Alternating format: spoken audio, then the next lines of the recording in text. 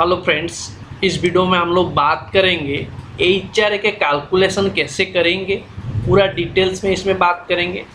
HRA जो exemption under section 10 subsection 13A में जो हम लोग एग्जेम्पशन क्लेम करते हैं सैलरी का एग्नेस्ट में, जो एचआरए कंपोनेंट जो सैलरी कंपोनेंट में एचआरए जो है उसका कितना परसेंट आपको कितना अमाउंट एग्जेम्पशन मिलेगा उसका पर आज बात करेंगे। आपका स्क्रीन का आप देख सकते हैं। आपको एचआरए कैलकुलेशन करने के लिए ये 3 स्टेप में आपको एचआरए कैलकुलेशन करना है। पहला स्टेप जो है एचआरए रिसीव, यानी आपका कंपनी आपको एचआरए कितना दे रहा है, 50% of salary. Third is actual rent paid excess 10% of salary. ये 3 स्टेप से जो लोअर आएगा उतना ही आपको एग्जेम्पशन मिलेगा। आपको यहाँ पे 50%, मैं यहाँ मेरा केस में 50% इसीलिए लिया हूँ क्योंकि वो मेट्रो सिटी में है। अदर देन मेट्रो सिटी होगा तो 40% आएगा आपका सैलरी का।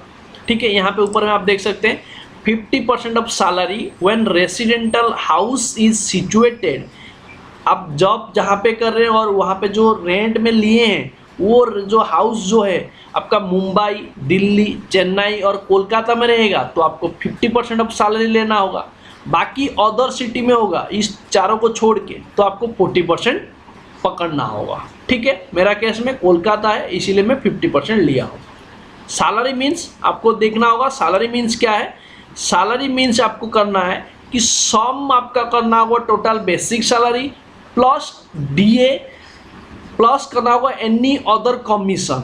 ठीक है, तो ये तीनों चीज़ को आपको जोड़ना है एचआरए कैलकुलेशन के लिए। सिर्फ एचआरए कैलकुलेशन के लिए सैलरी मानना होगा, बेसिक, डीए और एनी अदर कमीशन। ठीक है, ये तीनों चीज़ को आपको ऐड ऑन करना है। मेरा केस में सिर्फ बेसिक है, डीए वगैरह कुछ नहीं है। देखिए मैं यहाँ पे एग्जाम्पल में दिखा रहा हूँ, मेरा सिर्फ बेसिक है एचआरए, बाकी और कंपोनेंट कुछ नहीं है। आपके केस में होगा डीए तो आप कंपोनेंट में जोड़ेंगे, कमीशन होगा तो कंपोनेंट में जोड़ेंगे फॉर कैलकुलेशन के लिए सैलरी पर्पज के। ठीक है, तो अभी क्या करेंगे कि एचआरए कितना रिसीव किया है साल भर में। हम लोग देख रहे हैं कि हम लोग का जो भी हम लोग का ये मिला है, पैकेज मिला है, उसमें एचआरए देख रहे हैं कि 2,69,845 रुपीज़ का मिला है। तो मैं यहाँ पे डायरेक्ट उतना अमाउंट का ले लिया, वहाँ से लिंक कर दिया एक्सेल शीट से।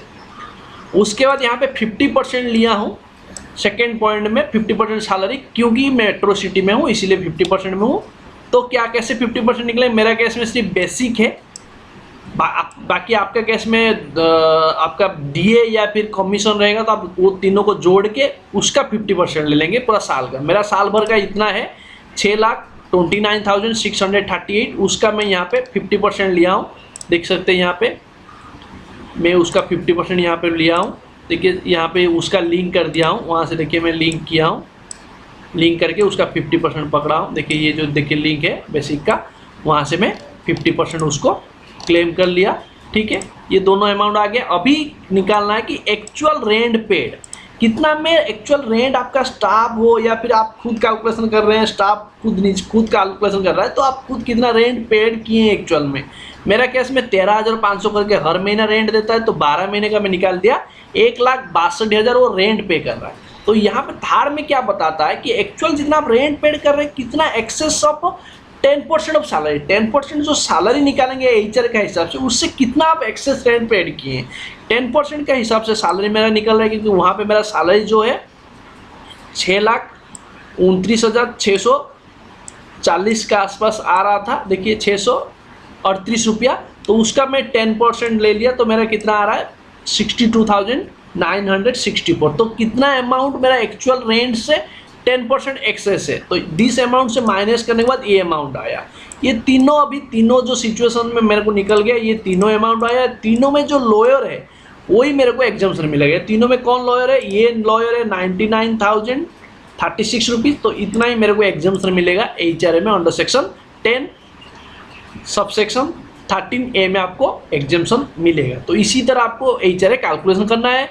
ध्यान से आप रिटर्न लगाने के टाइम में एचआरए प्रॉपरली लेंगे, क्योंकि भूल से बहुत ज़्यादा अमाउंट ले लेंगे तो बाद में आपके पास नोटिस आएगा तो आप क्लैरिफिकेशन करने के टाइम में प्रॉब्लम हो जाएगा। आप 1 लाख से ऊपर आप एचआरए क्लेम करते हैं तो आपका लैंडलॉर्ड का पैन नंबर मेंशन करना होगा, आपका कंपनी को पैन नंबर देना होगा। वो रिटर्न भरने के टाइम में आपका लैंडलॉर्ड का पैन नंबर वहाँ पे मेंशन करेंगे। 1 लाख से नीचे होंगे तो आपको पैन नंबर देना मैंडेटरी नहीं है। लेकिन आप एचआर मान लीजिए कोई 2 लाख 3 लाख क्लेम कर लेता है, बाद में डिपार्टमेंट उसका ऊपर आप मांग सकता है कि आपका जो लैंडलॉर्ड का रेंट एग्रीमेंट या फिर आप लैंडलॉर्ड जो आप जिससे आप रेंट लिए उसका आईटीआर कॉपी भी मांग सकते हैं कि वो कितना एचआर दिखाया है।